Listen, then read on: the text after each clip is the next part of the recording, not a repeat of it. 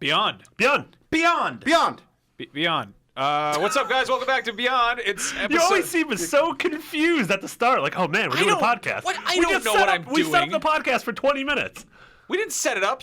Jared and Brian were arguing about which Ghostbusters are gay.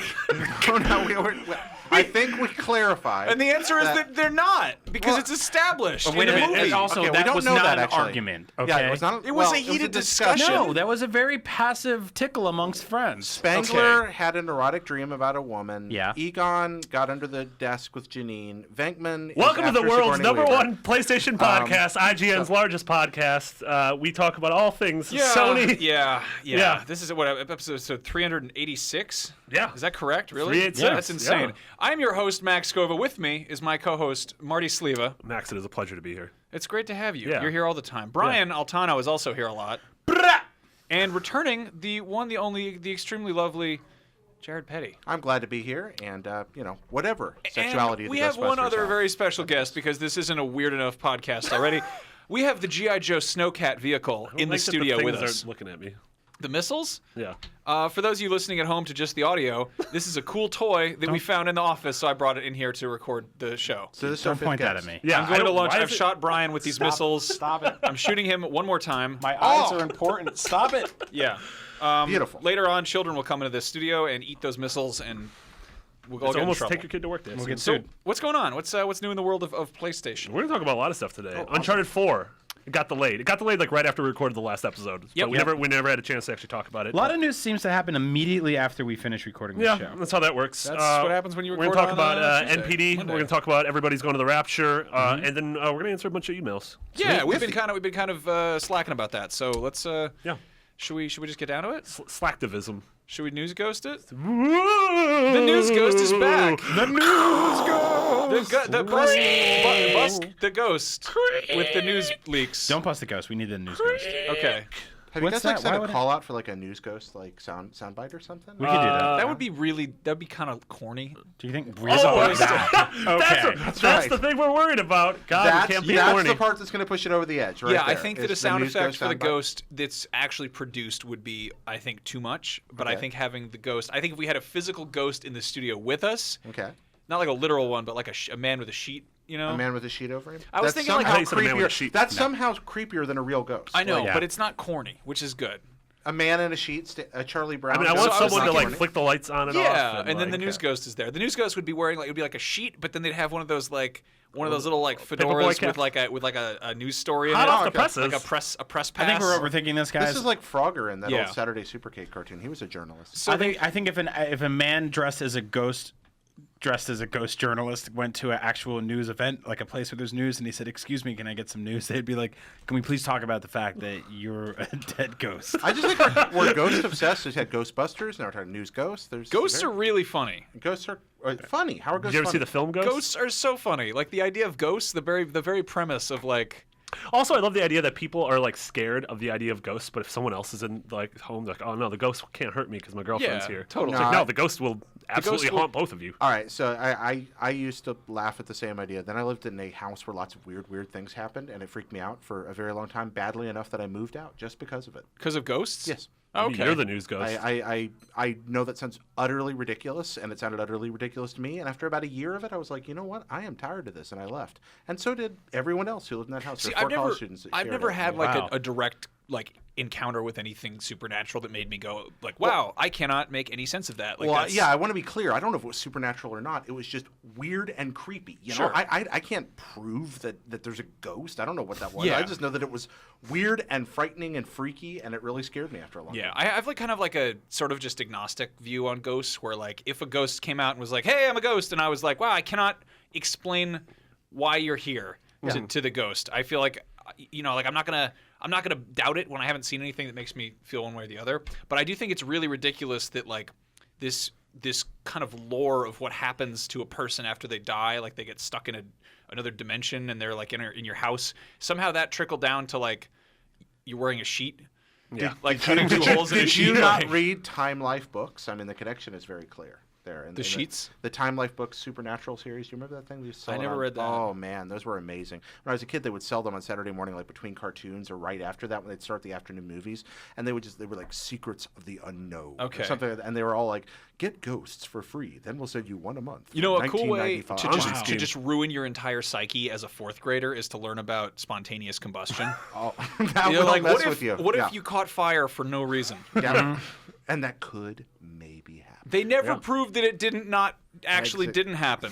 For me, it was mostly when you found out that if you hit somebody in the nose the right way, their nose bone would pierce their brain and kill them. We did that that- was a weird thing to teach Yeah. a kid. Like, I Did don't you think walk I- around Why just did they like teach you that? No, they didn't teach me Who that. did they? Can we talk about Uncharted 4? This is ridiculous. Yeah, let's talk about Uncharted 4. This is what happens when the world's biggest PlayStation podcast has to deal with a delay of the world's biggest PlayStation game. We talk about Ghost for 25 minutes. That is true. So Uncharted 4 has been delayed until spring 2016. That's according to a post on the PlayStation blog by the game's creators, Neil Druckmann and Bruce Straley. Yep. They said the game was more ambitious than they imagined, and that obviously a developer like Naughty Dog, who's known for their pristine quality in their games, isn't going to release a hack job. So spring 2016. Originally, it was sometime in 2015. Yeah. But there's a lot to unpack here. Max and I did a conversation about this, so you can go check that one out. But I kind of want to know, your guys' opinion on this. I guess first and foremost, like, what do you think of the delay? I mean, how does that make you feel that we're gonna have to wait another 6 months or so to play the game? I think I was right. Because I came on the show and I said just that, and I also said that's fine. It's a good thing. Are you a prophet, Brian? Yeah, so slightly. What I think is most kind of interesting about this is that it clears up a lot of space for Tomb Raider to sort of play on its own instead of these two franchises going head to head. And we've obviously talked about how much they're very much influencing each other nowadays, or have been. And to watch those things kind of go back and forth is very interesting to me.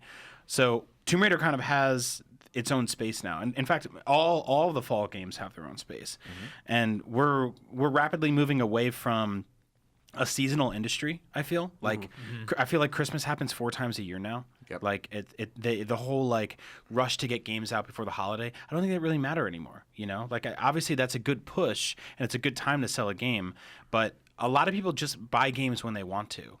It's not so much of a retail driven industry. Same thing we were talking about of discoverability on the PlayStation Store and on other storefronts of being able to just turn on your system and buy a game. It doesn't really matter when a game comes out anymore. So I'm all for this.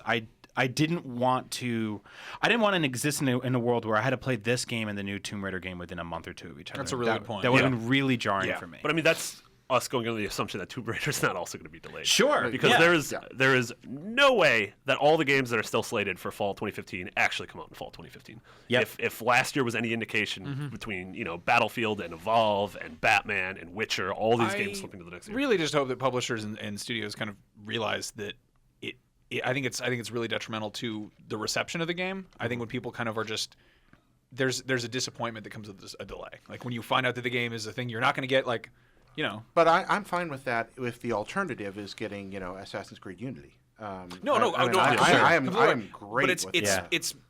I mean, I'm glad we're getting a delay for games to be fixed and not getting rushed products that come out in time for Christmas. I just wish that they would announce things in a more timely fashion, where they're like, let's leave it in the oven for an extra 6 months ahead of time. Or don't slap a date on it a year and a half out. Yeah. Because you're probably not going to make that. And I understand that it's probably for quarterly investments and it's probably for pre-order things, but it seems like it's so anti-consumer. It seems like the consumer is not benefiting from this whatsoever. I think. Oh, sorry, I didn't mean that. No, go for it. The consumer benefits in one way, and that's that they do get a finished product. I agree. Announcing it early is messed up. I don't think they announce it knowing it's going to go forward. Maybe they do. I don't work inside. I mean, but, Batman is that prime example. Arkham Knight was revealed at GDC last year. It was given a date in October, and then literally 2 or 3 weeks later, it slipped 6 months. Okay, it's like you're you right. guys knew That's a about good that. point. That's not That's a good point. Yeah. I'm not surprised by this development. I am honestly, I'm happy to hear a game's delayed when I get an idea that's from somebody like Naughty Dog. I'm going to get a fine product when it comes out. They're going to make $1 gajillion and sell a gajillion copies, and it's probably going to be good, and that's all fine by me. But yeah, you don't want to have your chain yanked. Yeah. But unfortunately, I imagine the situation's different in every case, and they're never, ever, ever going to tell us whether or not this was planned ahead of time. I want my chain yanked. Yeah, me too. Well, talk to a ghost. Chain yankers. I think it's like a lot of it has to do with the sort of the climate of the way people play games and consume games now. I feel like a game needs to be as close to the meter of perfect as possible because games get ripped wide open now. Like it's very different than they used to. Games come out now, and people before they're even out, they get leaked copies or early copies, and they Twitch stream the entire game straight through. Yeah. People on YouTube upload like glitch montages. Like people are kind of always looking for a way to sort of tear a game open, and it's why all of the stuff they did in Assassin's Creed to be like we went to Paris and we motion capped like an actual croissant. I like the idea that the croissant has the little balls on it.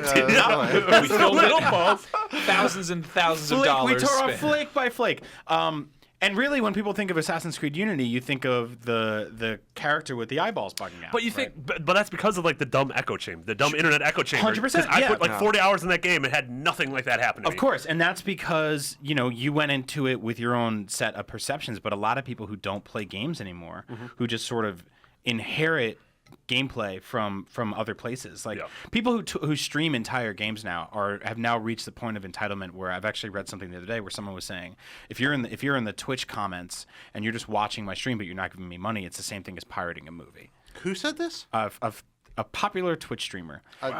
Jimmy Twitchy, old Twitchy John. John Twitchingtons. Wow. And to me that's kind of like, well, you didn't make that movie. Like I'm watching you watch a movie that you're moving your hand slightly. Like, I mean, and I know there's a level of expertise that comes with speed running and Twitch plays to an extent. Having to be entertaining and engaging the audience. 100%. I totally get that. But I also feel like the way people consume video games are different now. So if Naughty Dog puts out an Uncharted that has even a glimpse of Nathan Drake falling through the geometry like he did in that one demo, and that becomes something that pervades the entire gameplay in any capacity, that ruins the game for many, many people. It's going to trump the 1,000 amazing things about 100%. the game. Like some guy has sat there and articulated every leaf and every flake and every croissant.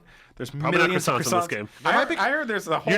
There's that whole mission where you go to France and you got to blow up that bakery. I'm calling it croissants confirmed. I'm going to say it. Can I just say right now that I think it's infuriating that a baguette has never been a weapon in Assassin's Creed. Yeah. Yeah, that should have happened. I just think it's messed up. I feel like I've seen games where you can hit someone with a baguette. With a baguette? It's underused as hell. Like, I know. Probably Dead Rising. The Saboteur. Where can you hit somebody with bread? Is there a game where bread's probably a Dead weapon? Rising. There's a game where you are bread. There's a game where you bread. are bread. But is there a game where you wield bread? I'm trying to think of a game where you wield bread. I cannot think of one. Yeah, Hatred? it's really sad. Do you get bread in hatred? I really doubt it. You can throw pastries in the. So one of the other big questions about this though is what does this mean? Like what's going to fill that space for Sony in the fall? Obviously, there's amazing third-party games coming out. There's going to be Ubisoft has a trio of games with Rainbow Six and Division and Assassin's Creed. We're going to get a new Star Wars Battlefront. But I mean, you don't fill an Uncharted-sized hole. I think that's the no. answer. But like, what's the? I mean, what does Sony first-party studios give us now? Because we know Bloodborne's going to be out in like a week or two. Until Dawn is summer. But then what? There are no games on the horizon. I think their mantra is less like let's do a bunch of hit singles and let's put out 100 songs. Like I think it's more, it's the fact that like every few days there's a reason to go interface with the PlayStation ecosystem and play something that's different or unique or exclusive or even just associated with the brand name of PlayStation. I mean, I think most people are playing their multi-platforms on PS4 now over Xbox One. Sales numbers show that. Yeah. So what's the number breakdown right now? It's like 23 million PS4s to like 8. How? It's not 8. It's higher than that. Higher than that. Yeah. But I think Sony's probably banking pretty hard on like just they're in the lead. Yeah. If there's that many people who own the console, then there's that many people are going to be buying third-party games for it, and they're going to do okay anyway. So yeah. I mean, if you look at their first year was really dry on like big picture first party titles. It was like Killzone, which was whatever. Like Little Big Planet, or no, Knack or whatever. Yeah. Which I like. Let's not speak of that again. Hey, I really tried to like that game. Oh, I tried to like Knack. I thought I would like Knack. I was excited. I got handed the guide for Knack originally, and I thought I was going to love that game, and that game sucked. I'm so glad we don't have to play launch titles for another like 7 years. Yeah, exactly. Seriously, like that's so nice. they're just so. There's always this kind of like we're filling this quota, you know. Yeah. Like you got the gun game, you got the cute game, you got the Yep. car game, Only the Dreamcast gave us the launch we deserved. Yeah. and 64. Is And pretty good. 64. Yeah, N64. Well, it gave us Just no give us N64 Mario gave us Pilot one Wings was amazing fine. game, Yeah. like Pilot world Wings was changing fine. game. Yeah. Yeah, actually, Pilot Wings was good, wasn't it? But So Matthew wrote in. Matthew has a theory on what's going to happen. He says, "Beyond, Beyond. hey Yeah. Max, Marty, Brian, Vince, Jared, News Ghost, and any other IGN employees / Snowcat. apparitions, with the delay of Uncharted 4 to spring 2016, the Snowcat. Do you think it's possible they could release an Uncharted remastered collection in its place this fall? It would generate the same Ooh. kind of hyper sales compared to the sequel. I'm new to the PlayStation community, which a lot of people are. We have to like a lot of people Yeah. who were 360 owners are now PS4 owners. So Right. there's a lot of folks who probably didn't play Uncharted 1, 2, and 3 who are now owners of PS4. I throw this stat around a lot, but it was something like over 70% of people who had purchased a PS4 hadn't played The Last of Us. yeah. So crazy. and that's wow. Yeah. yeah. I mean that was the milestone of last gen, right? That would make a ton of sense. Yeah. And having he says a 5 or 6 month gap between the remastered collection could drum up hype for A Thief's End. What do you guys think? I think this is something that I honestly think this will get announced at E3. Yeah. I could totally see this being a November thing where you get all 3 games, you get the multiplayer, you got all the new achievements. It's running at It makes a tremendous amount of business 12,000p. sense, and I want to play it. Yeah, absolutely. and it could maybe it comes with like a multiplayer beta. Sure. For Uncharted 4. I would like to see more than just like an up in resolution though. There's some, I mean not so much. I think 2 and 3 are pretty much hold up, but there's a lot of stuff in 1 that's sort of like even like lobbing grenades with motion control, which I think they patched out. I don't know. Like it's going to be tough. I'm a big fan of those, but I know that I like the idea of them more than I actually like the concept of sitting down and playing through 3 games that I've played already. Yeah. I have a Especially very, with so many new games coming yeah, out. I have a very tough time doing that. But again, there's a lot of people that haven't played any of those games, so I'd rather see them sort of trickle them out. Like if they put out Uncharted 1, and then I'm the other way around, man. I want the compilation. Oh, you want everything at once? Give Yeah. me Super Mario All Stars. That's what I want. Yeah, So is always that, and is forever. That, is that like the collector in you? Or? No, it's just like, look at all the games. Yeah. They're so fun. Which Yeah. shall I play first? They're Totally, all totally. good. It's Yeah. more that. I get And, that, I you get know, that. And the packaging too. That's the other part that okay, it's not the collector thing, but I do like when they provide context in these things. I mean, I said Super Mario All Stars, which was mind blowing when it came out way back in the day. Nintendo re-released that 25 years later, and they literally like slapped the ISO on a CD with no context. Yeah. It actually, even when you started it up, it had Super Nintendo controls Yeah, in the that was options just menu. like, Yeah, okay, it's like- guys, way to miss the point. Yeah. I mean, I love that they did it. I love they gave it to us, and the book that came with it was very cool and all that. But Yeah, the there's a little game- but book they and a didn't do anything soundtrack with it. CD and but stuff they like could have that. wrapped. They could have wrapped that in a virtual And museum see, that would have been wonderful. Yeah, You're turn it so into a right. I feel celebration. like so many people miss that opportunity. Like I look at like the God of War collections and stuff like that. Even I think like there were some Tomb Raider collections, like things where there's just like a bunch of games on a disc, and they do that like dreadful thing of just putting a bunch of box arts on one box art and just like. Like, Yeah. you It's contrast so that hideous. with I like mean, some yeah, of the the- compilations like M2's done, Yeah. in Japan, where they're like, we'll make you a new Phantasy Star game to go with the rest. Hey, Phantasy Star 2 was really bad, so we'll just remake it in 16 Yeah, bit. I'd love to see something that does like as opposed to the 4 Stallone movies for the price of 1. Yeah. Instead of that, it's like here's the Alien quadrilogy on Blu-ray that's got Yeah. like behind the scenes stuff. And Totally, Naughty yeah. Dog, I feel like is a studio that could totally do that because Yeah. they have they've made like amazing documentaries and stuff. Yeah, there's making of art books and stuff they could Yeah. throw in there, like statuettes Yeah. and stuff like that. Also, for the people that are yelling at their iPods right now, Fantasy Zone, not Fantasy Star. Sorry for everyone. Everyone was yelling. People were just pulled over in was the middle of the streets and screaming. Everyone was getting nosebleeds. So what's happening? That at least one person got a nosebleed. I mean, there's no doubt about that. But yeah, I'd love to see that. I'd love an excuse to replay those games on my PS4. Yeah. Yeah, Even if I only play a few hours of each one, it's just cool to hold me over. But what if they don't? What if they don't? Then there's that weird like I did the same thing with GTA where I just kept and thankfully they did re-release an HD version, but I kept being like I want to play more on PS3, but I need to wait because I don't want to spoil my appetite. Yep. I can't Yep. spoil my dinner there. Yep. Yeah. What if they don't put it out? And it's like I'm gonna be sitting here being like, I really want to replay like 1. I never actually played 3. Yeah. I want to go back and check that out and just.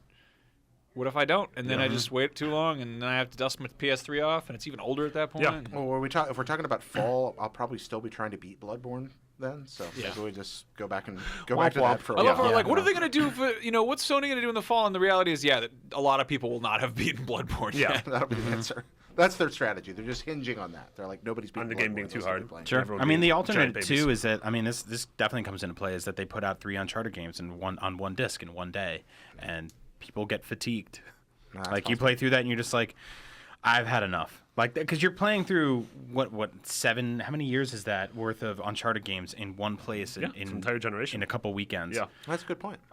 People Or- love that though. They yeah. marathon. I mean, Netflix launches whole seasons now. You know, people Yeah, like to totally. People like to binge consume Yeah, media. totally. And I we mean, have a despite delivery method. The Let's- online They put nature every- of Master Chief Collection not working well, like everyone loved that. Yeah. Like loved it in theory, and now it's actually fixed, so they love it in execution. They put every Marvel movie in theaters in one weekend, and you can go there and feel like a hostage. That's amazing. you Are can go there, they including- give you a Marvel themed diaper. yeah. Are they including Big Hero 6 in that or No, no? that's No. not part of Wondering. the cinematic universe. I wonder if that counted or not. I wasn't sure. Sadly, that movie's awesome. I am. Yeah, gaming. I mean, we don't know what Sony's going to do in the fall, but I mean, looking at this month's NPD doesn't really matter because the PS4 is still Yeah, trouncing again, the competition. we keep seeing this, so it's like people are sort of just like, what are they going to do for the hardcore? And it's like they don't care. They're doing fine. Yeah. You know? So yeah, NPD came out this month.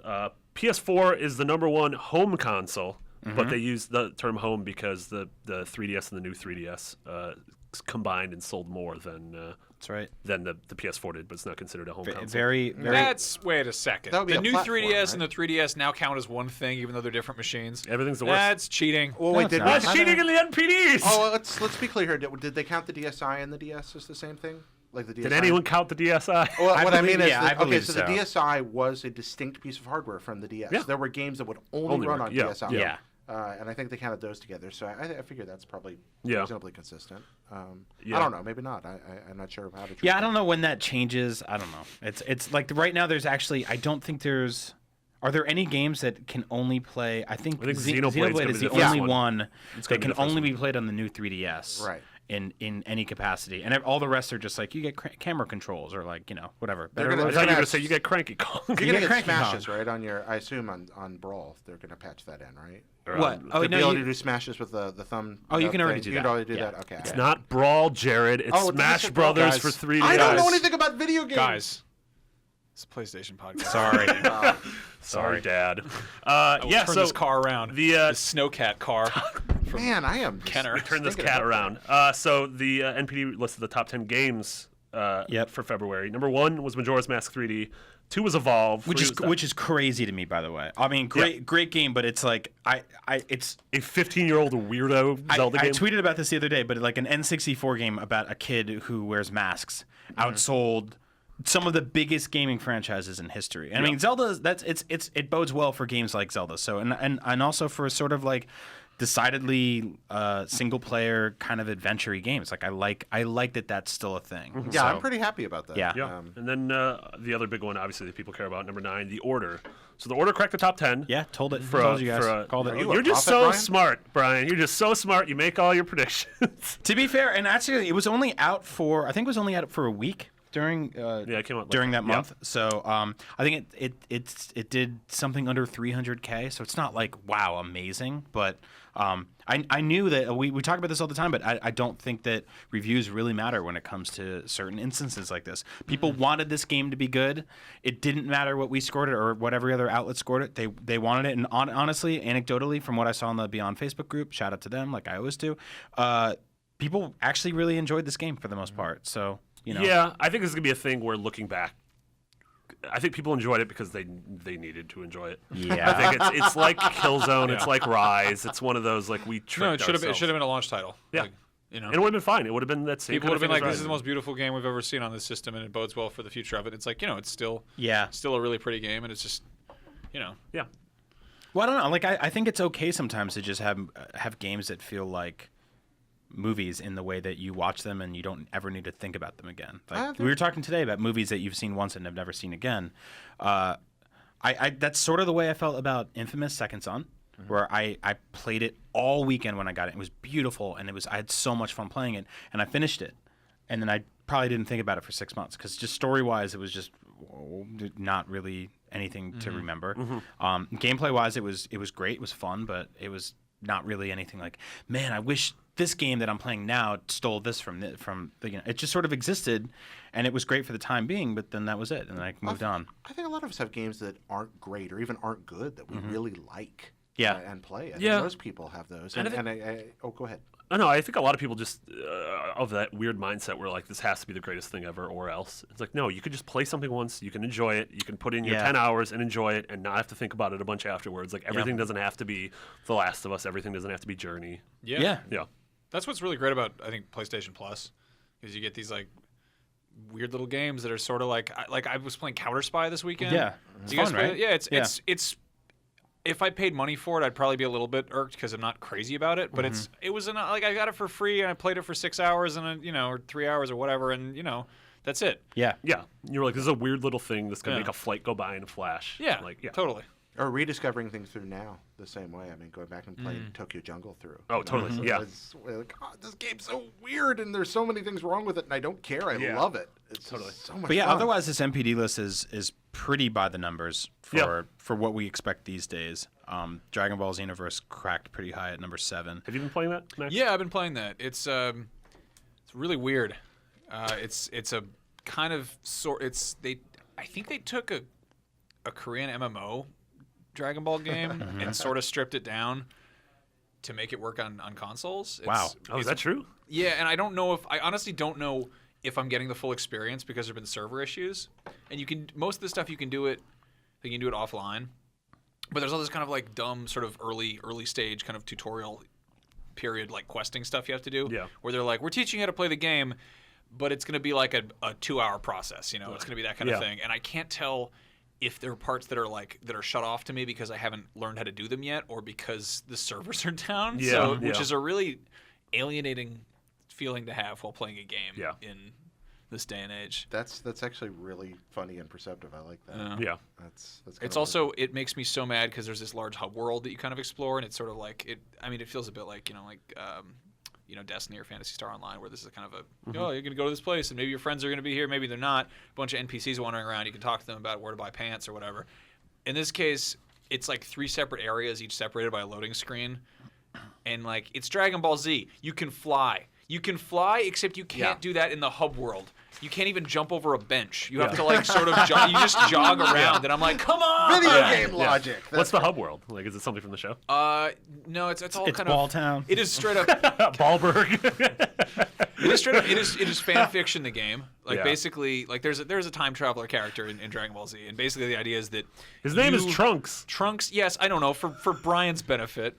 His name is Trunks. Trunks. You create your character. You can be one of Oh, like the 4 mayor races. of Ballberg. God damn it. Well, no, I mean, he named a lot of the characters after underwear. That's why you got Bulma, that's bloomers. Yep. Bulma sounds like a disease. It does kind of. Okay. Anyway, does- he's a time traveler, and basically, like, it starts out you create your character, and then you're wished back to life with the Dragon Balls, and Trunks is like, "Hey, we're time cops. The timeline is all messed up. The time scrolls have been corrupted by evil, and we need you to go back in time and fix things." So you're this custom character that you create. You're being sent back in time to like random battles from the show and stuff. But the explanation for you showing up is just that there's something wrong. So like somebody will be glowing purple for no reason, and you just show up and like beat the crap out of them, and you're like, "Well, time is now sorted out." Because you're not growing purple anymore because you're dead. Max, when you explain Dragon Ball Z to me, it's like I'm in a Sephora with my wife and I'm looking for the bench I know it's terrible. because I'm like I don't understand anything in here. And I just need to rest. Are you like an Yeah. old time like Dragon Ball fan? Yeah, Or is I'm writing a feature right now that should go up sometime this week about Dragon Ball, and I like the idea Where do- of an old-timey Dragon Ball Where do you fan. fall in like Dr. Slump? I never got into Dr. Slump, and I could not find the manga anywhere to get it translated. Dark corners of the internet. Yeah, Dark corners. yeah. So The Sephora thing is spot Penguin on Village right is now. a place that I totally. long to visit. So anyway, do you want to read some of these stats? These are really fascinating to me. Yeah, go for it. So with 20.2 million PS4 consoles sold over the course of the PS4's life, Sony said the number represents the fastest growth in PlayStation hardware history. While the Xbox One failed to top the charts, the console is still growing well for Microsoft. According to a statement from the company, the Xbox One had record February sales in the U.S. with 84% more consoles sold compared to January. So that doesn't...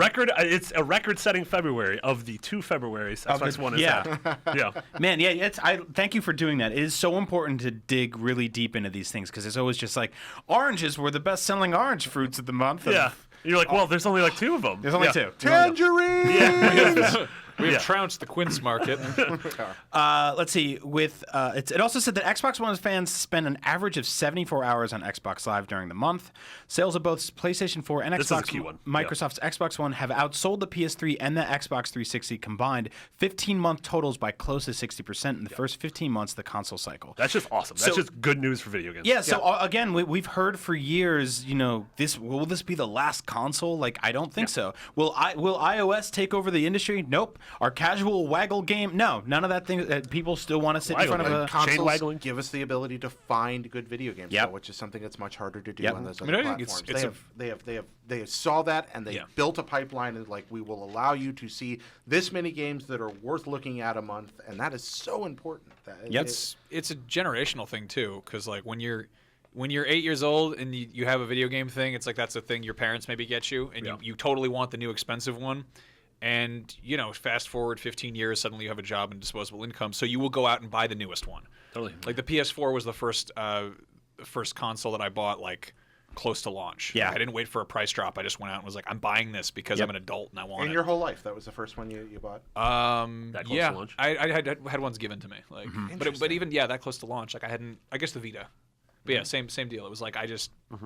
Up until then, it was sort of like I have to save up for it. Or My like, experience is actually pretty similar, but Yeah. I was a PC guy, so I just kept upgrading. Yeah, I'm going to make a bold prediction, and I hope this doesn't come off as biased because I know this is a PlayStation-centric podcast. Maybe not even that bold, but I will say that based on the sales numbers that we've seen between the PS4 and the Xbox One worldwide so far, that it will be fundamentally impossible for the Xbox One to surpass the PS4 in this console life. Bold statement. Period. The PS4 will outsell the Xbox One worldwide by the end of this console race, and nothing can change that. Yeah, I mean, there was.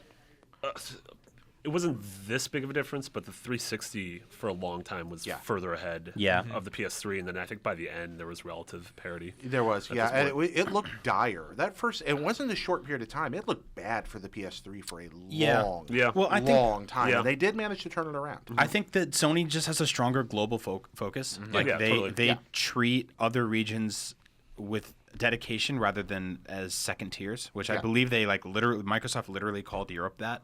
And it's hard to get a foot in a situation like that. I mean, Japan doesn't really influence or impact sales numbers that on that big of a scale, but Not anymore. But Microsoft has no presence there whatsoever either. Totally. And Yeah, they tried. I mean, I remember going to TGS in 2009, I think it was, and Microsoft was really trying to push the Xbox. Yeah. They were trying to make the 360 work, and I had friends that were hardcore gamers in Japan, and that was their console. Yeah, Yeah. totally. But it was a And they tried with sliver. stuff like it's Lost like having, Odyssey, it's like Blue having a Dragon. Wonder Swan. Yeah, here. it's like having a Neo Geo back in the day. you know? Yeah, and It's this like- is, I mean, it's this like is not to say that the Xbox One's library is worse in any way. I mean, I was just playing Ori and the Blind Forest the other night, which is, Incredible. my God, just a really unbelievable good game. game, One of those games where I was just like, man, it's like, this is when it sucks to be a fanboy. Because if you only play one console, you miss stuff like this. Yeah. But PC, woohoo! yeah, I feel like they're still digging themselves out of the grave Everything they pre-launch, all the pre-launch stuff. It's their PS3. Yeah. Like Yeah. it is their PS3. They came in with so much hubris of like,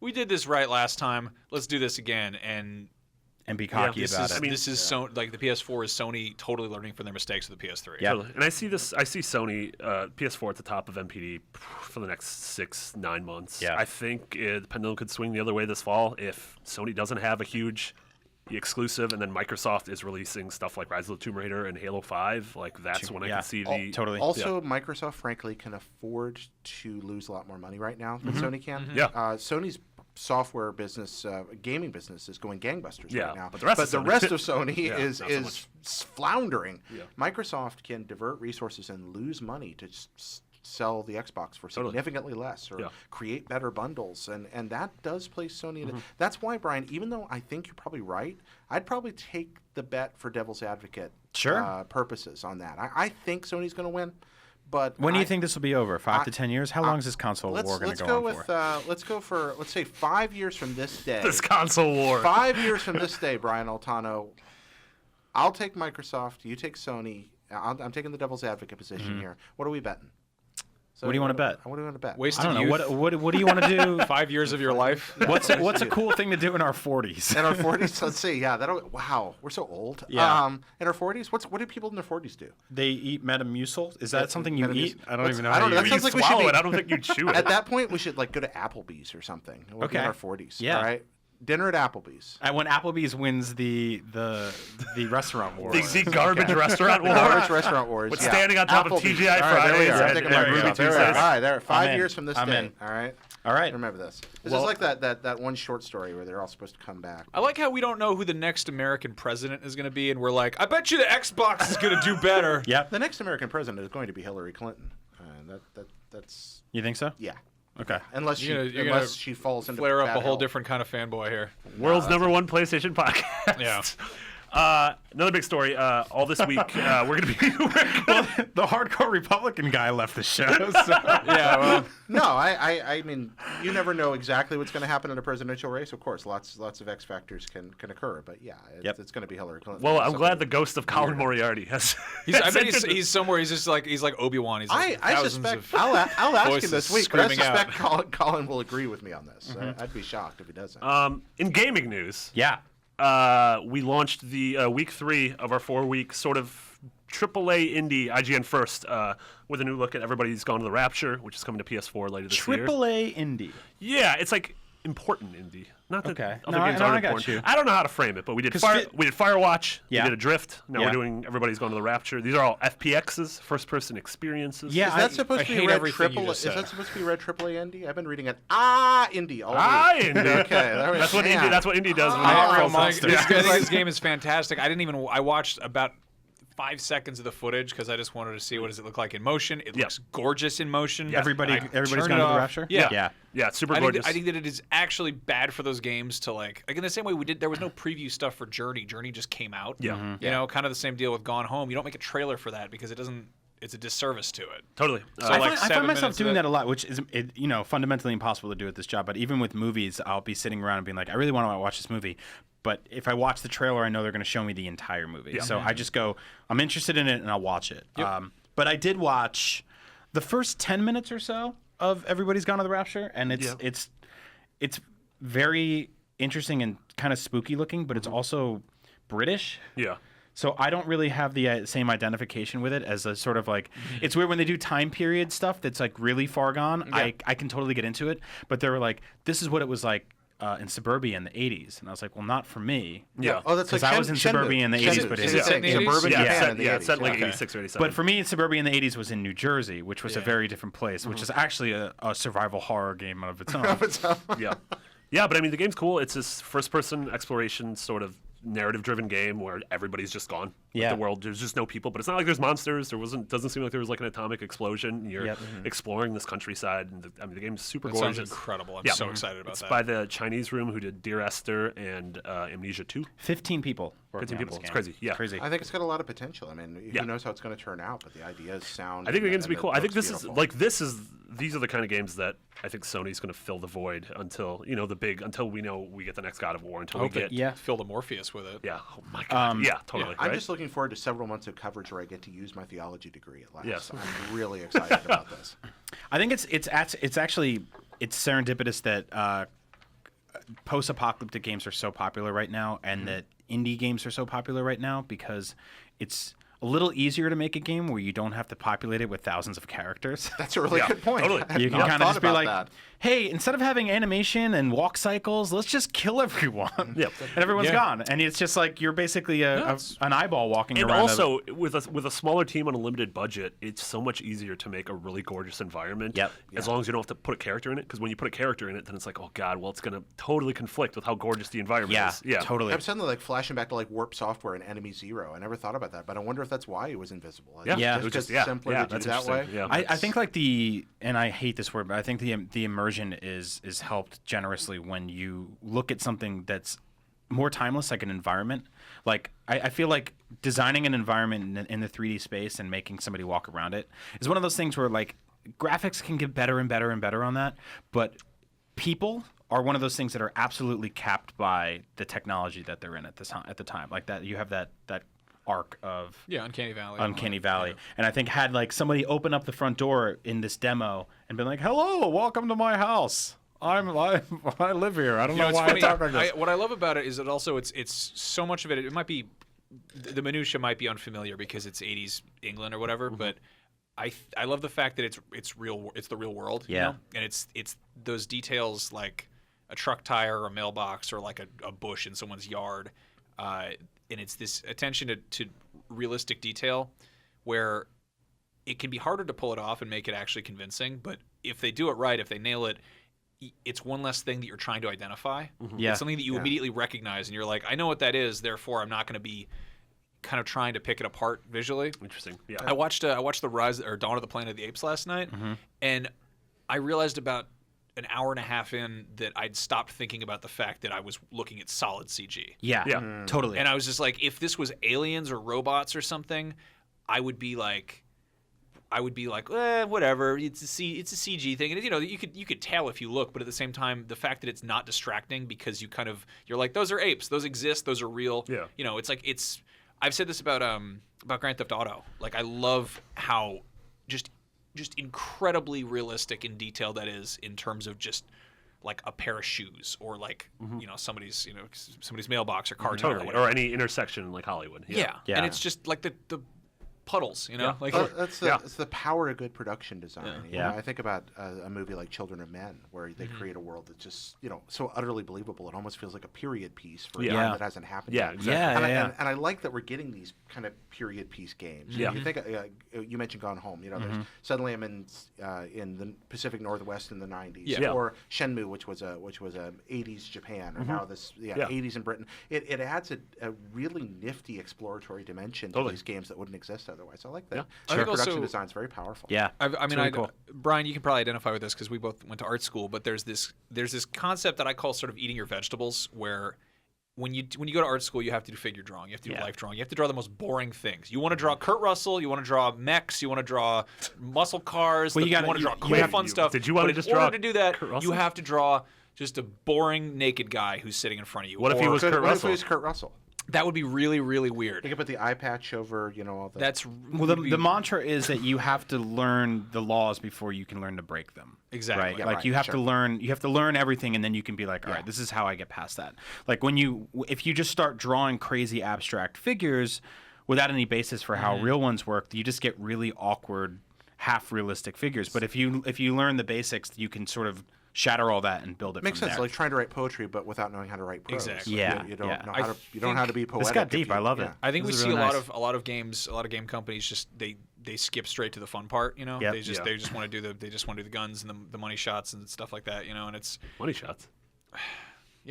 set pieces. Sorry. Oh, okay. Naked Kurt Russell. Guns that shoot money. Eye Yeah. patch. But yeah, I don't know. Like Platinum Games comes to mind a lot. Yeah. Yeah. There's nothing in there that's remotely grounded. They're like, well, we want everything. Every single piece of this game is fun and exciting, and it's like there's a place for that. But at the same time, something like everyone going to the Rapture, where it's abundantly mundane, and they've managed to make that beautiful and compelling. And I'm excited to check it out. Yeah. So. Yeah, it should be a good one. Jared, I'm going to throw this one to you because you sort of had the idea for the next segment. No, it's just okay. So Final Fantasy Type 0 comes out this week. Yep. Woohoo! We're going to talk about it more in the drop, Ooh, presented by Ryan wow. Clements and Max. Most excellent. So Type 0 comes out, and that got me thinking about, Type 0 was a almost a lost treasure. It looks like, this is a game that came out for the PSP and was summarily ignored by 90% of the human race. Well, it or never more. came to America. Yeah, exactly. Legally. Yeah. And even then, even overseas, it had very limited distribution. We never got it here. So it got me thinking about what are other games that were released in very limited platforms that maybe got lost because of that. Things that we've enjoyed. We get to play a lot of games. We get paid money to play games. Yeah. It's crazy. It's insane. It's ridiculous. We're grotesque man children. Yeah. And we're alled to do this. It's a wonderful privilege. It's actually really irresponsible that someone would even allow that to happen That is. for decades. Just but most people, now some of the people listening to this podcast, they love games. They spend their hard-earned money constantly on it to play them. Yeah. There's all these games that came out on one platform and didn't get wide distribution, and they were missed. me thinking about, hey, what are some of those games? Yeah. You So I listed- ask you, gentlemen, I made a little list of a few that just kind of off the top of my head. But for example, I think about Crisis Core, which only came out on PSP. Yeah. Now, if Yep. you had a PSP, there's a really good chance you played Crisis Core. Totally. Yeah. But a lot of people didn't have PSPs. Yeah. In both America and Japan, actually. And that means a lot of people missed out on the best Final Fantasy VII game, including Final Fantasy VII. That's just a bold statement. And a true statement. People are not going to be happy with that. I think they will. I think Zach way better than Cloud. I'm all about it. He's just Cloud with black hair. Yeah, but he's much more likable. He's not as moody as Cloud. But that makes him cooler according to many DeviantArts. Yeah. Yeah. So Also, 4 out of 5 they're DB but lovers. Crisis Core, a really engaging game of really quick quests with compelling gameplay, a lot of fun. A lot of people never got a chance to play it. But if that were out on PS4 and Xbox One right now, it'd Yeah. be amazing. Yeah, there's What a- other games would we want that to happen? There's a lot of PSP games that are sort of because I wasn't I didn't get a PSP until I had a Vita day one, but I didn't get a PSP till near the end of its life cycle. And I pretty much turned mine into an emulation machine. Yeah. So I missed a lot of the really great PSP games. But okay. I would have loved to be able to download on my PS3 stuff like Loco Roco or It's crazy to me Patapon. that there isn't just that whole family of things in one place anymore. Well, Yeah. and you do have PSN. Now, PSN has done us some favors if you have a Vita. But Yeah. again, a lot of people don't have a Vita. Right. Tactics Ogre, for example, one of the very best PSP games, a remake of an old SNES game, but far superior to the original version. You can play it on Vita as a PSP download, but it's the only place in the world you can play it. That game should be on every sorry about that. It should be on every console on Yeah. Earth right now. Yeah. Sure. Final Fantasy War of the Lions, the remake of Final Fantasy Tactics. Tactics. Exactly the same kind of thing. What you guys got some others? I mean, pretty much anything Nintendo made. Yeah. So there's everything Nintendo makes is automatically Yeah. something that's locked away. That's a behind big one right there. Yeah. Yeah, I will say, oh god, here's one that really is extremely frustrating. One of my favorite games of all time, Secret of Evermore. Yeah. Which was made by SquareSoft USA, and it's kind of using the guts of Secret of Mana. Secret of Mana, Seiken Densetsu, and Yeah. it's Game's got so weird. it's got it's like Day of the Tentacle. Yeah. It's got like this very kind of like corny '90s LucasArts kind of vibe to it. You got a dog. Becomes a It robot. It turns into a robot dog. Yeah. I love that game so much, but because it's like the now defunct. I mean, you've got SquareSoft regular turned into Square Enix. They merged with Eidos or whatever, Yep. and then SquareSoft USA. I imagine probably like burned down and the ruins are full of possums now. Yeah. Like I don't know what that studio is. I don't Possum know King. I don't know what the legal standing of that game is, but it was a Super Nintendo exclusive in a time when everybody had a Super Nintendo. But nowadays it's like I don't think you can get that on. No, you can't get it on VC, Yeah. and it crazy. does not Like care. I It's just legally locked cannot play my away. favorite game. That Yeah. makes me so sad, and Yeah. It's a bummer. Like the amount. I mean, we all travel quite a bit for work, so it'd be so amazing to be able to on my Vita, which Yeah. is like the handheld Yeah. I enjoy playing the most, to be able to have a lot of those 16-bit games, like not even the official Nintendo ones, but like stuff like ActRaiser. To be able to play that on it. No, we've got it a lot better than previous generations because we do have Virtual Console, for example, so Yeah. we can play ActRaiser there. But there's still so many games behind that paywall, and that's still only one platform, only Yeah, one yeah. place. Whereupon having it on your Vita or having it on even on a DS, I take ActRaiser. on a totally. DS. It's, Yeah. and it's that permeating terror of not being able to know if we can archive these things forever, right? In the same way you can pick up a book, I go on my Kindle and buy a book that came out, thousands of years ago or whatever. But I think something that kind of holds things back, and Nintendo actually, it's funny that you mentioned them because they're guilty of like kind of over milking and over being like, hey, we're going to report this and report this. Like they have some games that we've seen 100 times, but there are certain games that are held back by their interfaces, which means that we can pretty much never see them again. Like you look at a game like Skyward Sword that was entirely based on gestural controls. Yep. Like how am I going to play that in a few years when the Wii Motion Pluses are all gone? Like How are we going to totally. play DS games? I mean, Totally, totally. Super Scribblenauts is one of the best Scribblenauts games. Yeah. Nobody's ever going to be able to play that. Or some of the Wii games like Sin and Punishment 2 or Yeah. House of the Dead Overkill, which was hilarious if you've Yeah, never the played super it. weird grindhouse. Yeah. Yeah, House of the Dead Overkill actually, I believe it got ported to iOS. Did it? Yeah, Okay, and you well can then- you can play that with a touchscreen. And Never mind. The controls are very different. I thought that came to PS3. House of the Dead Overkill? Maybe I didn't do Did my I? homework on this one. Actually, could yeah, be I wrong. think that got ported it everywhere. had move controls. Never oddly mind. Head move control. Oh well, I'm a little happier than I was. Yeah, and, fair and enough. One that I really love. This was a Wii exclusive, and Yep. I wish this were on PS4. But A Boy and His Blob, yeah. Way Forward. Beautiful game. game. Super The gorgeous. only game I've ever played with a hug button. Yeah. Yeah. And Just a boy and his blob is like, just what?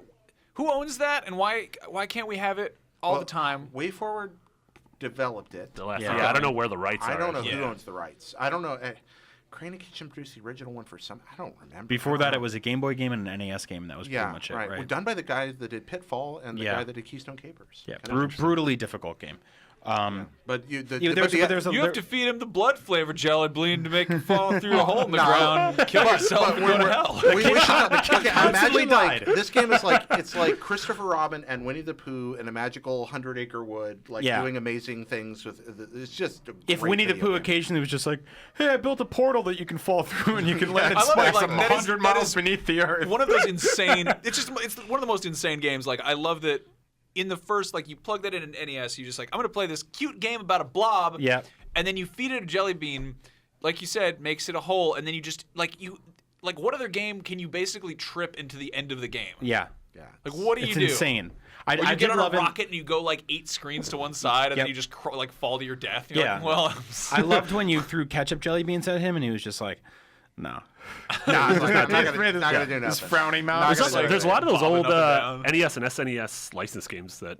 Oh, are yeah. sort of DuckTales. in- We're never going to see DuckTales. Yeah, I mean, we got got the the remake. remaster. But Yeah, but but the- stuff like Chippendales. I mean, a lot of the SNES like Aladdin and Lion King and. and it's because, you know, Goof like, Troop. and some of these were good games. they were just tangled up. They're like, Capcom- here's a toy. Capcom's still around, Disney's still around, but to get them on the phone with each other to release an obscure NES game is like fundamentally impossible. And then Yeah. we got stuff that's locked behind completely dead platforms. You got like, for half the Sega Saturn library, Panzer Dragoon Saga, Dragon Force, and then things on the Dreamcast, Mars Matrix, Yep. Power Stone. How about all the old LucasArts games, all the Star Wars games? Yeah. Like, that's Yeah, that's totally. a scary Yeah. thing. I really, really hope that like Dark Forces, Rebel Assault. Yeah, I really hope that Disney realizes how much of a legacy is right there. Like Star Wars is kind of fascinating because it started existing right when video games started existing. Yeah. So Yeah. like the original Star Wars game was like, we kind of roll our eyes at licensed stuff, but it was right there. Like it Yeah. was at the like Dark Forces came out. I think it was like right after Doom.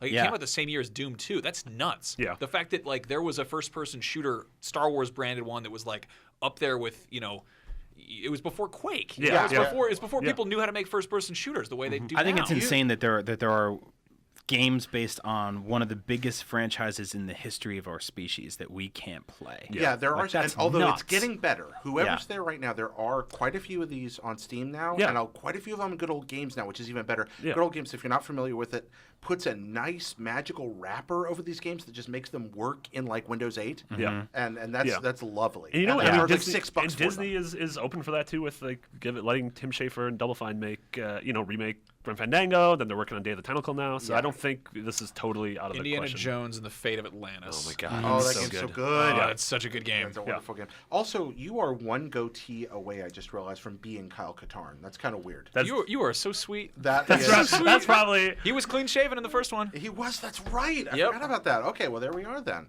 But yeah, get a lightsaber. I'm and a gonna goatee. fly away home in my moldy crow. Jan, call down the moldy crow. Yeah. We named this ship this because it's a funnier version of the Falcon. Dark Forces and some- Jedi Knight was so good, and then Raven made Jedi Knight 2, and that Yeah. was good. Jedi Outcast. Yeah. Yeah. Then there's ones like Shadow of the Empire that are sort of dead. Shout out to the Empire. Shout out to the Empire. Yeah, you might be seeing some of these on IGN. Stop soon. snitching. Yeah.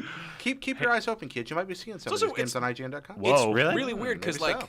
I think it's easy to kind of discount like they kind of trash the whole Star Wars expanded universe. Like they're sort of like, hey, we're Yep. not going to refer to that. They're going to kind of pick and choose stuff they want to use, but none of it's canon, and that's kind of understood. I think it's one thing to be like, okay, these weird old comics, like those can't stay. Like they've already done that with the original Marvel Star Wars run, where there's like a bunny man, and then, but with games, like the games are immensely more complex, and Yeah. there's something architectural about them compared to like, here's a novel written by some guy who did literally nothing else that anyone knew about aside from write 3 Star Wars novels. or Video games whatever. also don't have that weird 2 decades that Disney had where they were super racist. Oh, there was that. Wasn't Like it's there? not like no one's ever been like, hey, you can't play this Star Wars game because all the Jawas are just I like mean, the worst black stereotypes. They sort of did with episode 1, but Oh well, yeah. okay, I'll totally give you that. That's a good point. they Actually, were a Actually. little that. bit late to the party there. But Yeah. that was in like the last 15 years, right? 20 years? How long has it been? since It was that? that Y2K scare. It was 1999. 99. Yeah. Yeah. But So that- 15 that years. movie bit where has- Daffy Duck met Hitler. Well, I mean, Indiana Jones did, but you know. Yeah. They yeah. had like those scenes that were cut out of Fantasia, and you got Yeah. Yep. Just, Do you yeah. think the Song of the South will appear in Kingdom Hearts 3? I really hope not. Wow. I really, really hope Nope. not. When I was a kid, I had a Song of the South storybook with like accompanying tiny record. And used to read it and listen to it. I was like 4. I didn't Yeah, know you the didn't know. difference, You had no idea. And then I remember finding this when I was like 11. I was just like, holy.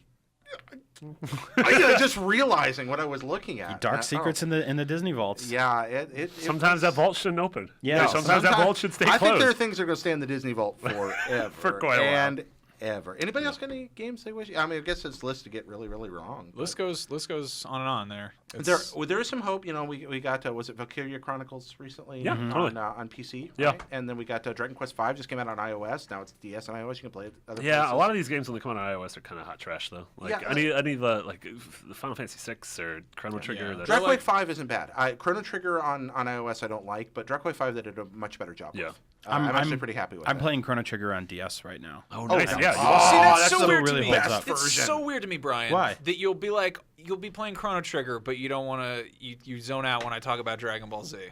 Well, Yeah, Chrono because Trigger. it doesn't make any sense to me. Chrono Trigger makes sense. There's a kid that wakes up.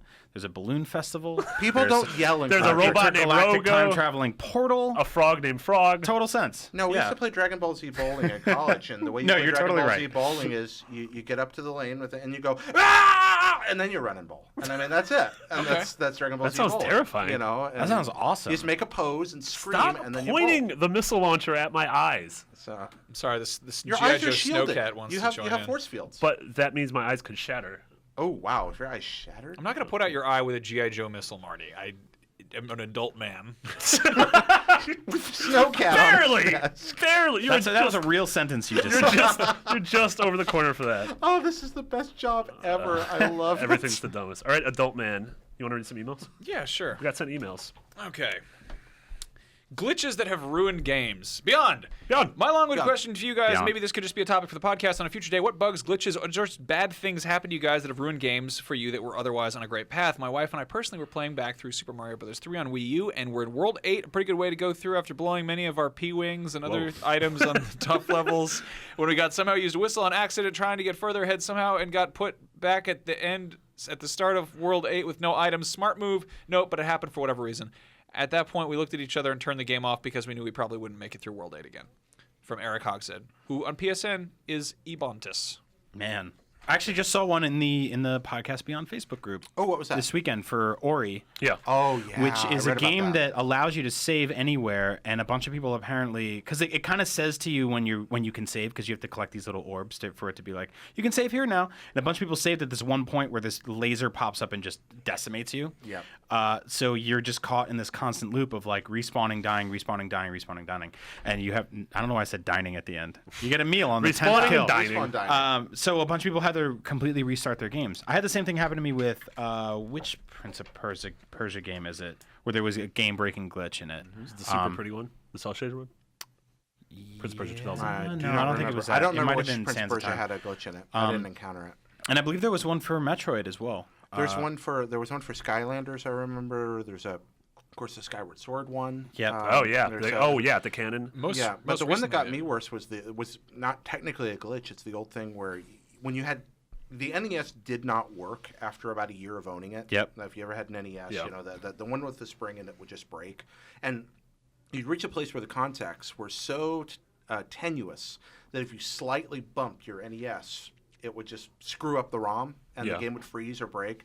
I did a straight playthrough of Mario 3. You know, Mario 3 didn't have saves. So Yeah. a no warp zone playthrough of Mario 3 that ended in Bowser's Castle with me bumping my Nintendo and shutting the game down. Why did you keep gaming after that? I don't know. That should have been it. Why didn't I move on to a Why different didn't field? you go to do anything else with your free time? Yeah. Yeah. I was committed to a future of fabulous, like high paying job in the game. Yeah. I had the same in thing happen to me with the High first paying. Yeah. the first Teenage Mutant Ninja Turtles games for NES, which is impossible, horrible Yes, game. it is.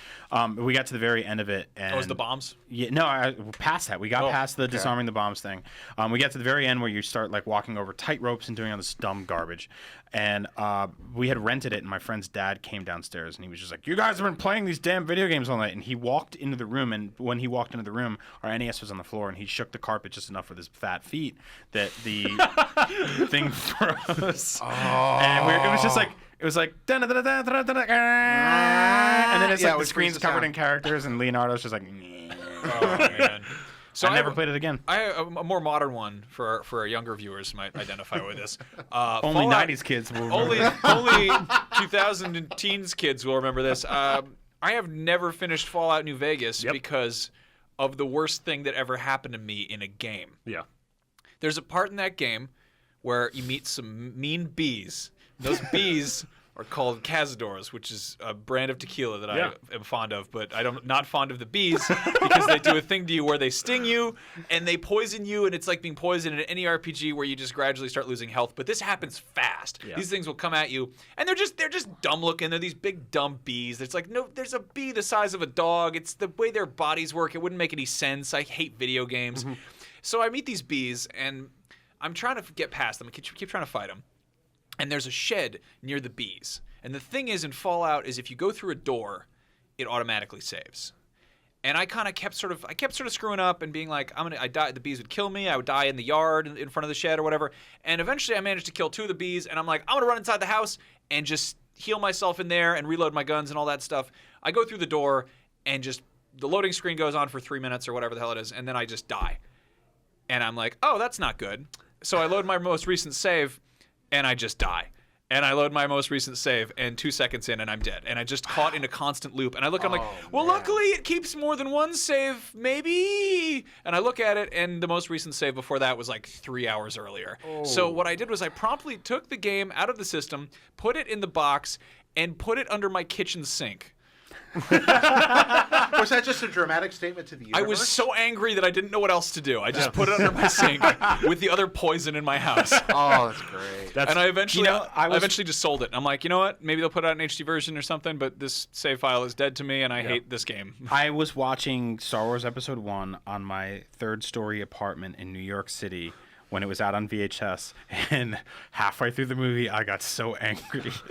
I walked up to the TV, I hit eject on the VCR, I took the tape out, I opened up my window, and I threw it out my window. That is better than it deserved. Without even thinking about who it would hit or anything. If it hit a car, I just heard it was just like cartoon New York City where it's just like you open, it's like, and just like a cat dies, there's an explosion. That's incredible. And my roommate was love like, come on, man, I was watching the movie. And I was like, we're That's- never watching the movie again. Yeah. I love it. This is pod They, racing. that's so wizard. It's Yeah, it's funny the Obsidian thing because Mitch has the same story with South Park. Wow, The really? game broke for him and he never finished it. He's Oh, like, yeah, I South played- Park was the funniest game I played last year until 10 hours in when I couldn't get any further in the game. I stopped I playing. had to replay Canada 5 times. Yeah. And by then, like the joke was very old. Just and like Canada. somehow I powered through it, and it became one of my favorite games that year. But yeah, that was rough. Yeah. That was And really I hate rough. the excuse there. It's like, oh, it's Obsidian. It's like, nope, that's not. If I paid Yeah, that's- $60, Yep. oh, it's Obsidian. It's not an excuse. I had an amazing. This is sort of counts. I had my Netflix glitch out on me the other day while my fiance was watching a show that I literally think is the end of Western civilization called Dance Moms, and it's if you could have like a worse thing than like pageant parents and like little honey poo poo or whatever, and just. It's the worst show. It's just, it's just, That's just frozen on there. All it'll play is It's- dance bombs now. it would not. It kept playing, and I couldn't turn it off. And I had this momentary like 10 seconds of panic where what if I have to return my PS4 because it won't stop playing Dance Moms? Dance bombs. And I'm like, I'm like, just what? I have a machine in my house that does nothing but broadcast like just noxious Max, have you hell seen entertainment. Beautiful. Have you seen Snack Dads? To go with the That's not real. It's a show.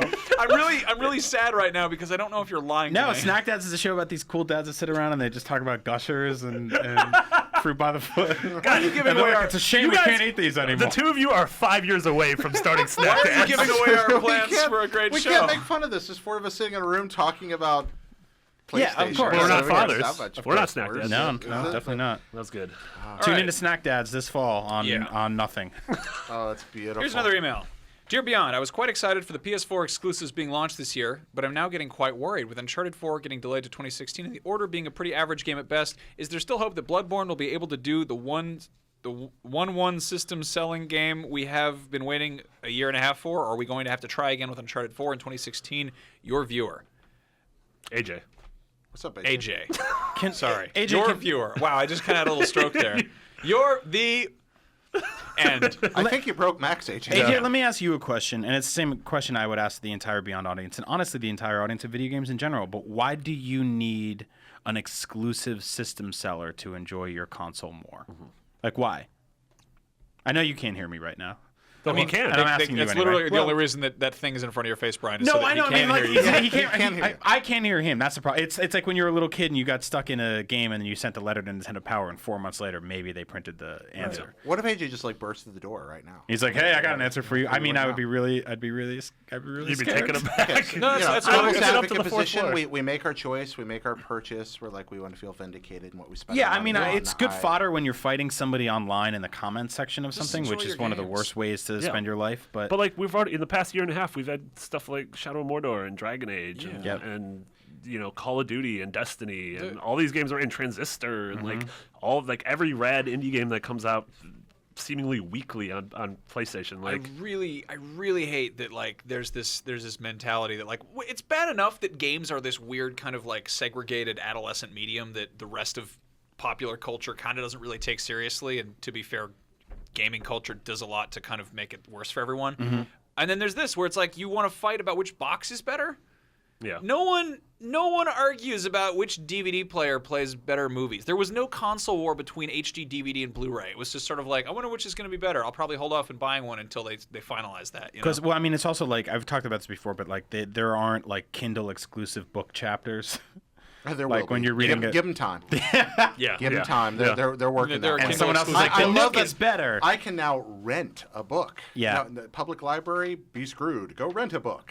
They've been screwed. I just, I know, but Once they started renting video games, I knew things that were going hurts. bad That for hurts them. me deep in my heart. Yeah. Anyway, no, I mean, you invest in something, you care about it, you get attached to it. I get that. I'm a veteran of the console wars. I still bear my scars. Oh, yeah, You know, me too. I remember. Yeah, you remember Yeah. the dark days, Yeah. the dark times before the Empire. Yeah, I remember having to get in arguments with people about blast processing. But look, Marty's right. It's not real. There's a bevy of wonderful titles in this thing. It does produce higher resolutions if that matters to you on certain titles that appear cross-platform. It's a fine, reasonably priced device with a great interface. It's snappy. There's a lot of reasons to love the thing. And I do understand. I do understand the logic of wanting the console you bought to sell the most because It means the most support for it. 100%. That's awesome. Yeah, I 100%. think the only real justification for exclusives on your platform is that probably means a more stable game, because if it's an exclusive, that means they're going to have the publisher backing them. Yeah. Nobody wants to, like, you're not going to have like a broken Halo game because Microsoft isn't going to be like, We did have a broken Halo whatever. game, though. Oh yeah, that's And then we had a broken Drive but I mean, Club like, game. like really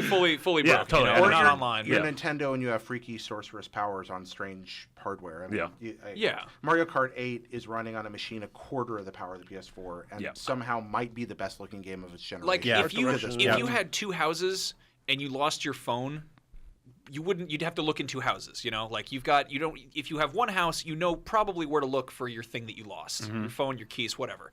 But if you're like split between two houses, it's just that much more space to lose something in. I just think that is the most first world problem ever. I lost my phone in one of my two houses. Is it on my yacht or my houseboat? I don't know. Well, maybe it's like Bill Paxton on Big Love. He's just. But then I also yeah. I also might have left it in one of my two old houses, like the old houses that I don't really use anymore. Yeah, but totally. I mean, some people still All use right. those Can I houses. live in one of your old houses? So yeah, Anyway, I think all there's right. hope for Bloodborne, but I don't think you should bet everything on one horse. Like let's have a What have if a it's whole stable. what if it's full. a dead horse that you have to fight in a boss battle? Just a day doesn't go by where you don't talk about horses, and that's okay. What is with you and horses? It's okay. Oh, I don't want to point out that's not a bad thing. Horses I was are going to point something out, but let's move on. horses are delicious. Hi, new people. What is the meanest/darkest thing you have ever done in a video game? Oh, man. How did your actions make you feel afterwards? Thanks, and Beyonce. I This is got- from Pimping G-Man Giannatani. I got this. PSP. I really like how you guys have been managing the podcast. You've been true to Beyond and have been making it your own in a great new way. Thank you. I hope you still feel that way after special guest G.I. Joe Snowcat Vehicle was on the podcast. Also, on this week's Speaking of Italy, I want to say hello to Giannatani, who's definitely a cartoon Italian, just like I am. Enjoy your spicy sauce. Speaking of Italy, Yeah. yeah, what's it? the I don't- meanest thing. This is great. I've I got one. this. I got one. Yeah. After you. Okay, so another Fallout one. Because Fallout is a game The about whole making choices. wait was the meanest thing. What do you put? No. New Vegas next to your No, like this hydrogen is in Fallout peroxide? 3.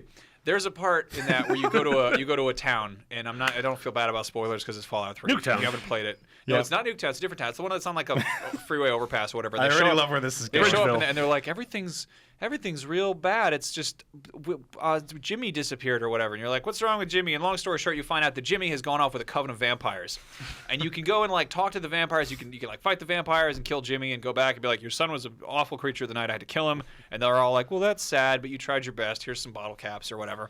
But instead of that, I basically just did not do anything right. I went to try to get Jimmy, and he was like, I don't want to go. I want to hang out with vampires. And the vampires are like, hey, man, you should let Jimmy hang out with us. And I was like, huh. So I killed everyone in there. I killed all of the vampires and I killed Jimmy. And I went back, and I was like, well, Mom and Dad, Jimmy's dead.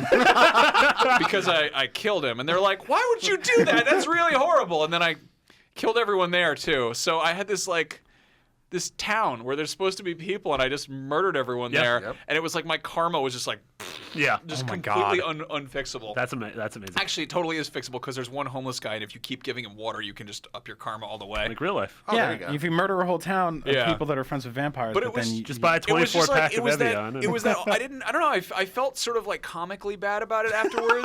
Yeah. Like I was just like, I know it's a video game, and if this happened in anything close to real life, it would Yep. be like, what is wrong with everything? Yeah. But it was more just like, I like the idea of someone who's trying to help, but they're like the Incredible Hulk, and they just wind up killing Yeah. by accident. They're like, I don't know what's wrong with me. I shot them all with my guns. Why did I try to cure his vampires, but I killed them? Great. Oh no, I killed you too now, and I stole your It's sandwich like bread. Frankenstein shaking the little girl to death. Yeah, that's kind of it's but kind of with a a machine gun. Yeah, with Yeah. a shoot gun. Yeah. Yeah, I'm weird in games with like morality systems. I have to be perfect. I have to have a halo. You Yeah, have on to my head. purchase that metaphysical currency. Dude, It's gonna seriously, last. I cannot like any Fable game, any Jade Empire. Like I cannot. I have to be good. I had to be like the lightest Jedi in KOTOR 1 and 2. I found Yeah. all that sort of dramatically shifted with my age too. Like Yeah. when I was younger and those games started popping up, and I was just a lot more,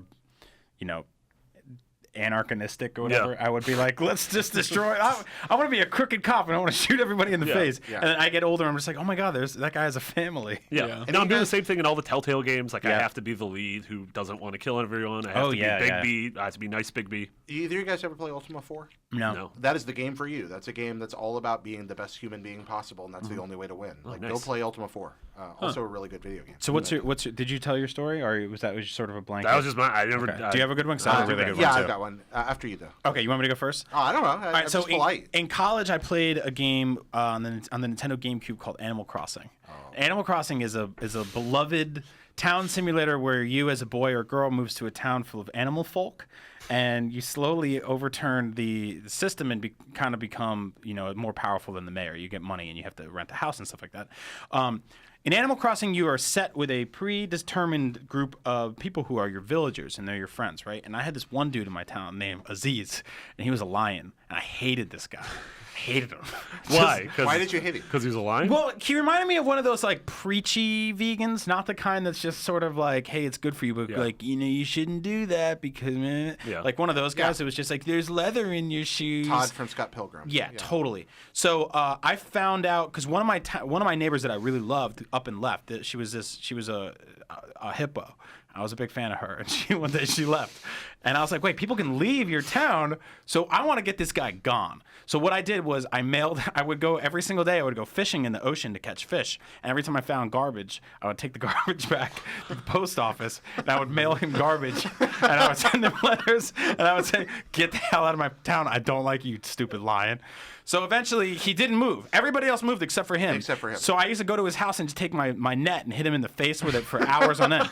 And he was a one animal who, like, there's always one animal that's up in the middle of the night, which is super weird because you go to their house Yeah. and knock on their door and they'd be like, "What do you want?" And you're like, "I just want to just trade furniture with you." It'd be like 2:00 in the morning. He's like, "I'm down for that." Well, that's because he's using meth. So And Aziz would always be how it works hanging in real out. life, too. Yeah, he would always be hanging outside of his house, walking around, talking about patchouli and stuff like that. So you mailed him garbage. So I would and mail, he would not leave. I mailed him trash. I dumped trash all over his front yard. I came to his house. I chopped down all of his trees. I put holes and pitfalls and put him in all of them. And every time he got out, I would hit him. I would put him in like little hole prisons would and beat him with leave. my net. And he would never leave. He never left. He's probably still there right now. He's probably walking around my house talking about fish concerts and stuff like that. I hate that lion. I went to college. I hate that dirty lion. I went to college with this creepy guy who mailed a girl I knew in the college post office a dead possum.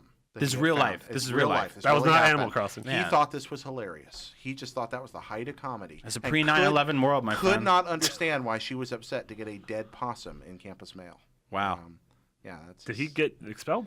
No, he did not. Right. Such... Did he get arrested? No, he did not. He didn't even get in Was trouble. his name Aziz? He was reported, and nothing was done. But we move on. That's my alma mater.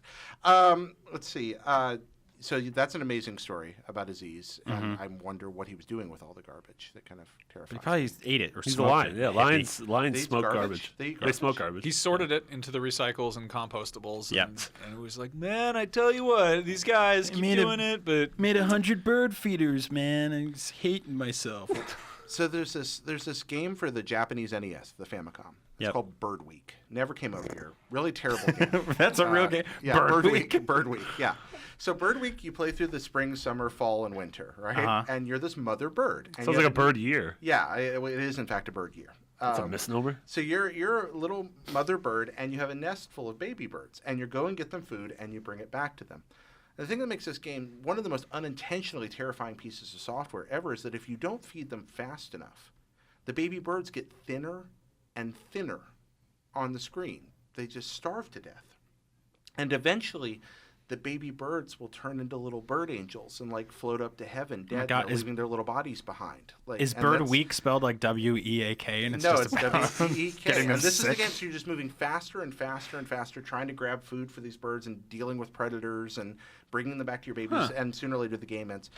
But I was so captivated by this strange game that I would just leave it running and stare at the screen and like watch the little babies get smaller and smaller just to see what would happen, and they'd fly up. And for about the first 15 minutes I owned this thing, I was just riveted by why would someone. I kept thinking something else was going to happen, that maybe if I just somebody death. would interfere. They just die and Dude. die and die and die. That's and I was that's just like- really messed up. and it, so that's probably the word Like all of our stories involve hatred. Yeah. And yours involves neglect, which is Yeah. possibly the strongest of the that's hatred. like apathetic hatred. Yeah, Yeah. I sometimes just go off The and strongest explore. of the hate. Top Where you 10 just sit back hatreds. and they're just like, help me. And you're like, no. No, and then they would just gradually waste away in front of my eyes and die. You're a The Scrooge. birds That's looked what up to you are. and whispered, help us, and you whispered no. Because their help us was Wow. in Japanese and it wasn't localized. And Yeah. it was bird chirps. All right. We are some messed up in the head pieces of garbage men. That's what we are. That's what Yep. we are right there. All right. Beyond. Beyond. Marty, Beyond. Max, Brian, Vincent, etc. Love what you guys are doing with the show now. It's been fantastic. I live in the middle of nowhere and, quote, ain't got no, do not have any friends that own or play on PS4. I'm looking for some people that want to join me on the PS4 to play such things as Destiny, Helldivers, and any such nonsense that comes out. My PSN is rabid, RABID _ Beaver, BEAVER. So if you guys want to play Helldivers or Destiny with Rabid Beaver, there you go. Play with His this real man. name is Austin. Wilson Hyde. He's from Yelm, Washington. Doesn't sound like a real place, but that's fine. There you go. Also, probably super easy to find this guy in real life now that he's given us all this information. And his social security number is 333. I started saying my own social security number. That's weird.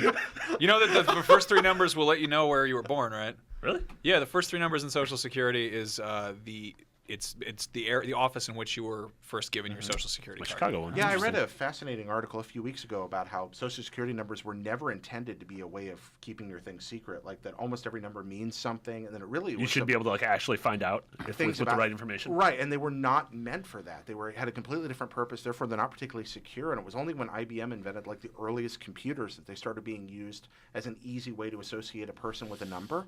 And they sort of default fell into that. But they're like terribly insecure, Yeah. even in a pre-computer age.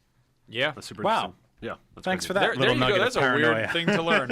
And then he watches the birds die. Max, what can we play this week? Well, you could play some games, I guess, probably. You got any games that are good to play at on the computer? Well, who knows? Let's find out together. 5-Star Wrestling. 5-Star Wrestling game built on true ring psychology with heel and face mechanics. I think I actually played this at GDC last year. This is coming to PS3 digitally. What's interesting, it's got limb damage system and rivalries that impact gameplay. What's interesting is it's not WWE branded. Yeah. So it's got all these kind of awesome, like, sort of bootleg characters Kind in of like there. Fire Pro Wrestling. You know. I sort of love that because you're really just making up your own narrative there. Oh, like the Macho Man, Randy Savard, Yes. and Hank Hogan, Yeah, totally. Ricky Rowdy Piper. I'm just so happy that you said Fire Pro Junk the Wrestling. Snork. Oh. Are you a six-man Zork the Snork! Zork the Snork. Yeah, so anyway, the Awakened Fate. Miss Elizabethan, Jimmy Superfly Hoffa. Yokotuna. If you're into like very technical wrestling stuff, that's actually that might be interesting. Brian, aren't for you going to WrestleMania? I am going to WrestleMania. I haven't watched wrestling in over 20 years, and Oh, I'm an going. Iron Sheik costume. Sounds great. I'm going to WrestleMania. Apparently, it's been very disappointing for people to watch wrestling recently. I don't see how that's a new trend. I'm very excited to capitalize off of that fear and terror and disappointment and transform it into pure, unbridled joy inside my liquored up little body. And you're going to meet Brett Smart. Yeah, Brett Smart, Brett the Heartman hits. I am not particularly a wrestling fan, but last time I went to a WWE live event, I was not disappointed. There were Yep. explosions. It was awesome. There's John Canna. He's a great.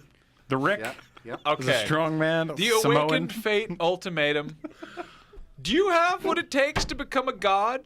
Find out in the Awakened Fate Ultimatum, the latest roguelike RPG from Nippon Ichi Software Incorporated. Wield the powers of angels and devils as you traverse randomly generated dungeons and make decisions that will change the fate of the world. That's coming out for PlayStation 3, both in digital and retail. Battlefield Hardline for PS4 and PS3. The most politically timed game possible. Yeah. Over-militarized police. I'm actually really curious about the campaign on this.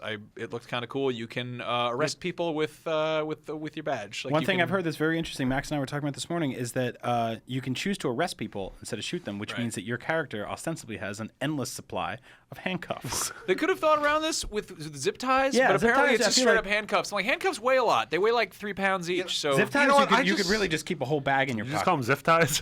Guys, I've been watching commercials for Battlefield, though, and there's like cranes falling through buildings Yep. and downtown. I think the unlimited handcuffs are probably the least of the suspension of disbelief issues Okay. in this game. That's my guess. I'll give you is that. where they went That's with okay. that. yeah. You're wrong, but I'll give you that. Here's one. Can you even arrest a crane? We'll find bird? out. Blade Storm Nightmare is coming out for PS4 and Yes, PS3, digital finally. and retail. The game they were making in Grandma's Boy. Apparently. What does this say? Okay. This latest released in the series brings the latest techniques and many new elements to the original story from the 2007 release of Blade Storm: The 100 Years' War. I'm so tired of this war. How much longer will it go on? 100 years. 100 years total. 101 years and we're free. Yeah. So it's a game. We'll share about the real 100 Years War. That'd be awesome.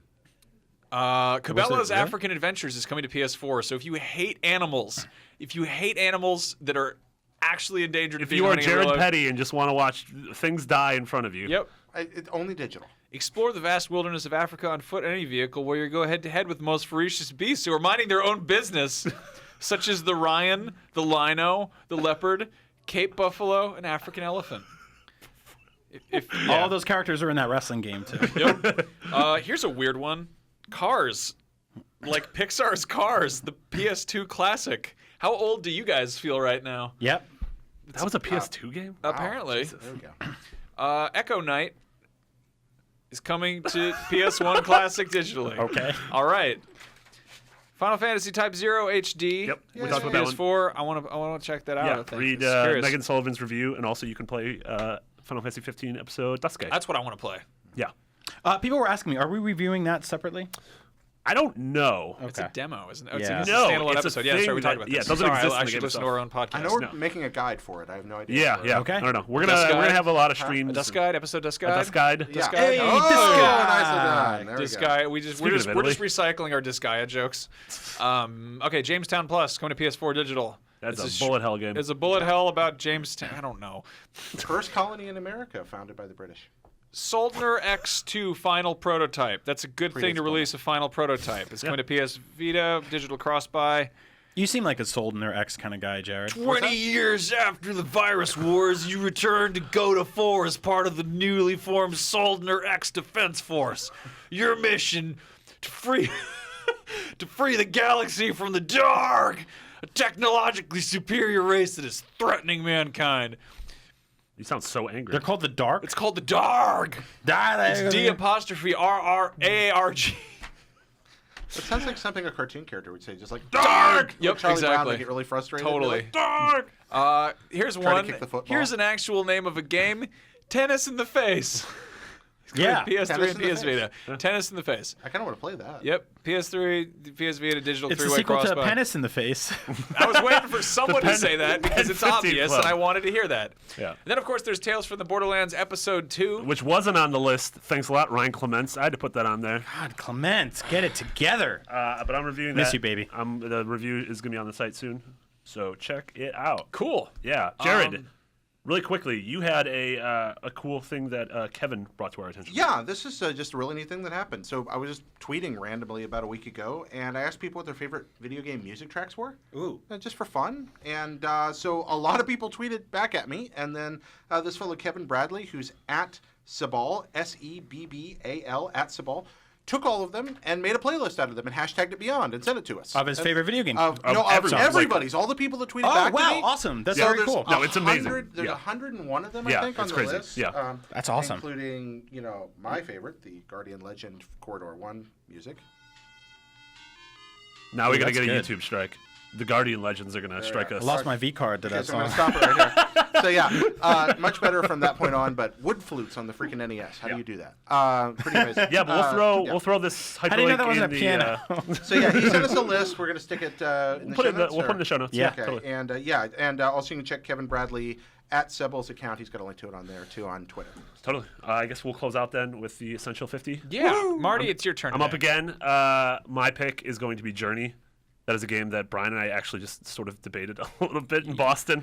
Yeah, if you've never played it, don't listen to the latest live episode of GameScoop because I sort of gave away the ending. There's someone was one upset. thing to spoil in Journey, and you Oh, yeah, he spoiled it. spoiled it. Yeah, there's Yeah. only I got one really thing the nervous whole in game front of to the spoil. crowd. I got really excited. There was a lot of people there, a lot of wonderful IGN fans, Yeah. and I really pooped the bed on that one. There and was I'm poop, sorry. There was poop all but you over know, the it bed. is about the journey and not about the destination. So dead to me. you gotta go. There you go. But yeah, Journey was the PS3 game. It was that game company's third and final PS3 game after Flow and Flower. It is 2 hours long, if that, and it is a game I've replayed literally 10 times. It's a game I've shown girlfriends, I've shown mom. I was about to say moms, but just one mom, my own mother. But Your own it's a mother. game that like. This is the thing when I hold when I say I write about games to people who don't really understand games and still think it's like bleep bloops or blowing people's faces off. I'm like, no, like I write about games like this as well, and they see that and they're like, oh, like I didn't even know this stuff like this existed. Yep. How old is this game now? Oh god, okay. I think it came out 2012. Yeah, it was our 2012 game of the year. You've So had 3 you've years. had a lot of girlfriends. I've some of us don't have wives. No, we or don't. finances.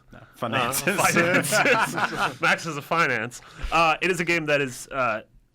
It's just beautiful in every sense of the word. Yeah. It has one of my favorite scores in video game history by Austin Wintory. I think the sort of environmental storytelling that goes on, it creates this world and this civilization and this history and this quest that you go on. I almost said journey, but I didn't.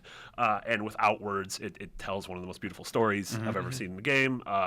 It's ending and the way it allows you to communicate, or the lack thereof communication with other people, is phenomenal. It's just Can you describe that for the people? yeah, that haven't played it's every once in a while you'll come across someone else in the world, but you don't have a way. You can't communicate. You don't know who it is. Like Brian and I can't get in and be like, yeah, let's journey together, bro. It doesn't say like MILF Master 420. Well, above their after you name. finish the game, it does list the names of the people who were there, and MILFmaster might be there. Yeah. Which is really weird. MILFmeister, actually. But it's kind of like it's sort of a kind of glory hole mentality. It's just this different person in the game with you. You don't know who it is. Yeah. It's a mystery. that's what I've said a lot of foul things on this episode, and that really just got steamrolled right past. I'm sure Genova Chen is super happy. He's like, finally, someone understands my glory hole. That was actually multiplayer." our original box quote. Yeah. I'm so sorry I asked you to describe it. Oh no, that's fine. Which you That's did. the first time I ever described a glory hole. So now the tank's looking at you. Yeah, don't to me, mind. it's just one of those. It's one of those impossibly gorgeous games that, Yeah. to me, ages so incredibly. And if you didn't play it on PS3, grab it when it's on PS4. And Yeah, Yeah, when that's is a that game- happening, by the way? still, like I played it at New York Comic Con, it seemed done. You played the PS4 version. Yeah. What do you know about games? You don't know when a game is done. Right click, save as PS4. Yeah, that's it. You just move it to a new folder. Just rename it .ps4. instead Yeah. of You hit the PS3. sharpen tool in Photoshop, crisp it up for the next gen. You're good to go. Now I'm curious. You said you guys debated it. Yeah, because I actually was more now. It's obviously an essential 50-50 game for the PlayStation platform, 100%. But I like looking at the last 5 years as it being one of the best games. I thought it was an amazing experience. I thought that sort of game-wise, it doesn't really demand much of the player. It's mostly pushing up. We're entering some tricky territory. Yeah. Yeah, I know, but and I'm not one of those people that's just like, I need gameplay. Gameplay trumps all. But I think it's just like a lot of it is very passive. A lot of it is just sort of navigating through environments. Like there's some rudimentary puzzles, but there's not really a ton. But it's absolutely something that needs to be experienced. So in no way would I veto this from the list. It deserves a place there. Yeah. That was the extent of our debate. You know, Okay. I still love it. I still think it's great. I wasn't one of those guys that came in and was just like, that game sucks. It needs more combos. Like, it wasn't like that at all. I mean, I rate games solely based on the number of combos.